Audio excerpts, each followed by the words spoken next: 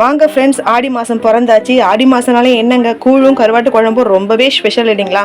அதனால உடனே நம்ம கருவாட்டு குழம்பு கண்டிப்பாக ரெசிபியாக போட்டால் தான் தெரியாதவங்க பார்த்து கற்றுப்பாங்கிறதுக்காக இன்றைக்கி நான் கருவாட்டு குழம்பு தான் போட்டிருக்கேன். எல்லா காயும் போட்டு சூப்பராக ஒரு கருவாட்டு குழம்பு வச்சுருக்கேன். எப்படி செய்யலாம் சொல்லி பார்க்கலாம் வாங்க.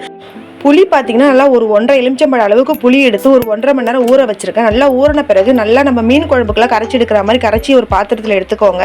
நல்லா தண்ணி வாக்கில் கரைச்சி எடுத்துக்கோங்க. அப்போ தான் நம்ம மிளகாத்தூள் போட சொல்ல நம்மளுக்கு நல்லா திக்காக ஆகி வரும்.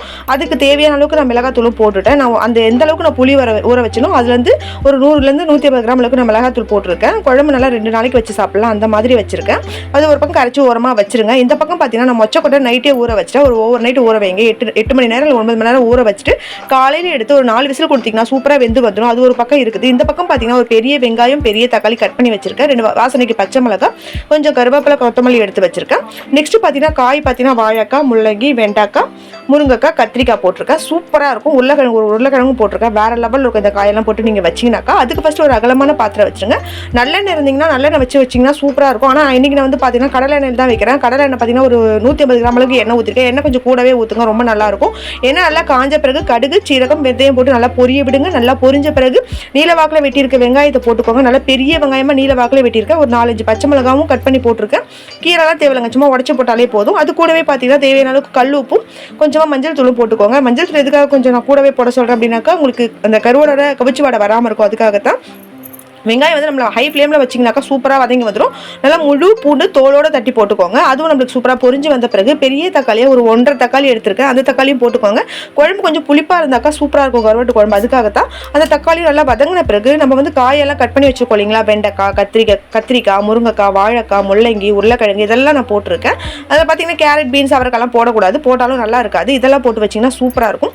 இது போட்டுட்டு நல்லா மிக்ஸ் பண்ணிவிட்டு மூடி விட்டுடுங்க. இது கொஞ்சம் வதங்கி வரட்டும். ஏன்னா நம்ம புளி ஊற்றிட்டோம்னா டக்குன்னு வந்து காய் நம்மளுக்கு வதங்காது.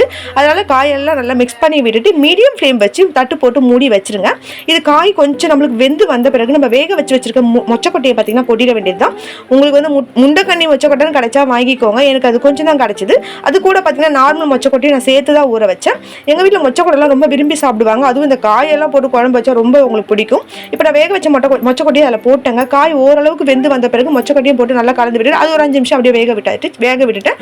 நல்லா வெந்த பிறகு நம்ம கரைச்சி வச்சிருக்கோம் புளி, மிளகாய் தூள், காரம் கொஞ்சம் பார்த்தே போட்டுக்கோங்க. எங்கள் வீட்டில் கொஞ்சம் காரம் சாப்பிடுவோம், அதனால் நான் கொஞ்சம் காரம் கூட போட்டிருக்கேன். நீங்கள் காரம் பார்த்து போட்டுக்கோங்க. ஆனால் நீங்கள் கரைச்சி ஊற்றுற புளி பார்த்தீங்கன்னா தண்ணியாக இருக்கணும். அப்போ தான் நம்மளுக்கு அந்த பச்சை வாசனைலாம் போகும், காயும் நம்மளுக்கு நல்லா வெந்து வரும். இப்போ நான் கரைச்சி வச்ச புளி, மிளகாத்தூள் ஊற்றிட்டு நல்லா காயோட மிக்ஸ் பண்ணி தட்டு போட்டு மூடி வச்சுருங்க. இது ஒரு 10 நிமிஷம் நல்லா ஹை ஃப்ளேமில் வச்சு கொதிக்க விடுங்க.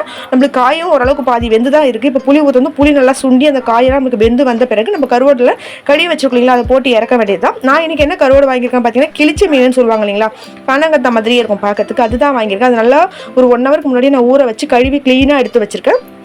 இங்கே பாருங்கள், நான் எவ்வளோ குழம்பு ஊற்றினேன். இப்போ நல்லா சுண்டி பாதியாக வந்துருச்சு குழம்பு.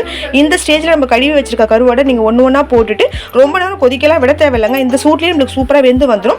கருவாடு போடுற வரைக்கும் நீங்கள் கேஸ் ஆனில் வைங்க. கருவாடு போட்ட உடனே கேஸ் ஆஃப் பண்ணிவிட்டு தட்டு போட்டு மூடி வச்சிட்டிங்கன்னா சூப்பரான கமகமக்கும் ஆடி மாதம் ஸ்பெஷல் கருவாட்டு குழம்பு தயாராகிடும். இந்த ரெசிபி அப்படியே நீங்கள் பார்த்து நீங்கள் ட்ரை பண்ணி பாருங்கள். கருவாட்டு குழம்பு வைக்க தெரியாதவங்க கூட கண்டிப்பாக கருவாட்டு குழம்பு வைக்கலாம், அவ்வளோ டேஸ்ட்டாக இருக்கும்.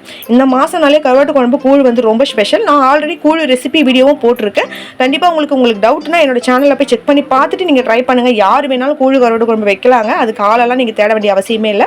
என்னோட வீடியோஸை பார்த்து கண்டிப்பாக ட்ரை பண்ணுங்கள். என்னோட வீடியோஸை ஃபர்ஸ்ட் டைம் பார்க்குறவங்க மறக்காமல் லைக் பண்ணிவிட்டு ஷேர் பண்ணிவிட்டு சப்ஸ்கிரைப் பண்ணிட்டு பாருங்கள். மறக்காமல் பெல் ஐக்கானே கிளிக் பண்ணுங்கள். அப்போ தான் என்னோட வீடியோஸோட நோட்டிஃபிகேஷன் உடனுக்குடனே உங்களுக்கு வரும். சப்போர்ட் பண்ணுற எல்லாருக்கும் ரொம்ப ரொம்ப நன்றி. Thank you so much. கண்டிப்பாக பார்த்து ட்ரை பண்ணுங்கள்.